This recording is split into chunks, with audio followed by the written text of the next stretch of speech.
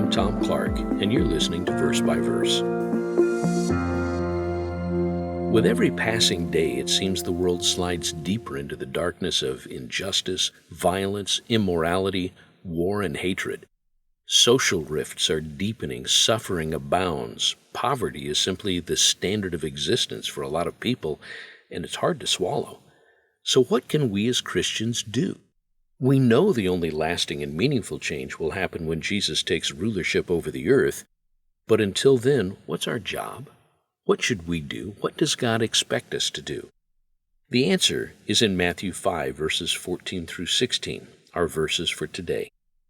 Jesus told his disciples, "You are the light of the world. A city that is set on a hill cannot be hidden, nor do they light a lamp and put it under a basket, but on a lampstand, and it gives light to all who are in the house. Let your light so shine before men that they may see your good works and glorify your Father in heaven." Simply put, we're supposed to become lights to a darkening world. William Barclay's commentary points out that the houses of Judea at that time were typically rather dark inside. Probably for security reasons, but also ease of construction, most of them had only one small window, so an oil lamp on a lampstand was pretty important all the time. Jesus used an ordinary part of daily life to teach some powerful lessons. Let's take a look at just 3 of them. Number 1, light is meant to be seen. Since the interior of the house was dim even during the day, a family needed a light to function. In a world that's getting darker every day, Christians are called to be lights. Our morals, demeanor, the way we live should shine brightly without us ever saying a word. 2, light can guide. Day or night, a Judean family could walk and work around the house safely if there was light. I mean, think how difficult it can be to drive on a dark and a rainy night when there are no streetlights. The light provides guidance.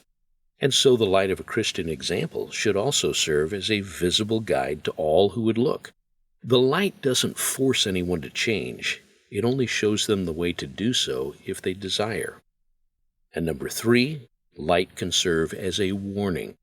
Think about flashing lights on a construction barrier or a bridge-out sign, even a light at the top of a staircase. It draws attention to potential danger and allows us to respond appropriately. Light is silent, but even the smallest light is noticeable in a very dark room.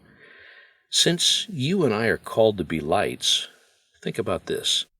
If you were not able to speak at all, what light would your life show? What if you weren't able to tell anybody about your faith, the hope you live for? Would they still be able to see it by how you live? What if you couldn't express your thoughts on any of the moral, the ethical, the social dilemmas swirling around us? Would the fruit of your life still reveal what you believe? There are a lot of people we interact with who seldom, if ever, hear us.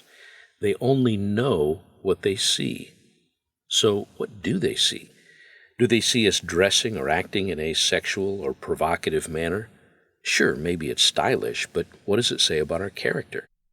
Do they see us looking angry when we talk to our mates or children or parents? Do they see us driving in a discourteous manner? That last one is something I need to think about because of a recent experience. I was driving on a 2-lane highway behind some fellow in a small pickup. The road was empty, it was 55 miles an hour, but he was apparently in no hurry, driving between 25 and 35 miles an hour. Because of the hills and the curves, it wasn't legal for me to pass, so I just had to sit there until I finally got to a passing zone. When I did, I punched the gas, shot around him, and went on my way. I didn't do anything illegal. There was nothing wrong with passing him, but I punched it a lot harder than I needed to, probably just to show I was upset with him. I didn't speak to him. I didn't gesture to him. His only knowledge of me came from what he saw.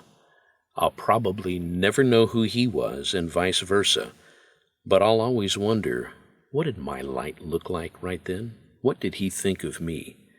You see, that's one of the challenges that comes with being a light. always being conscious about the example we're setting in front of others. I've learned that the most important thing each of us can do in our increasingly dark world is make sure our individual light is bright and clear. And again, if we were unable to speak, the only thing others would know about us is what they saw. What would they see? Jesus Christ is coming to fix the darkness in an increasingly dark world. Light is never needed more than when it's darkest. Verse by Verse is a Life, Hope, and Truth podcast. Check out the show notes to find more free content, like videos, articles, and booklets in our Learning Center.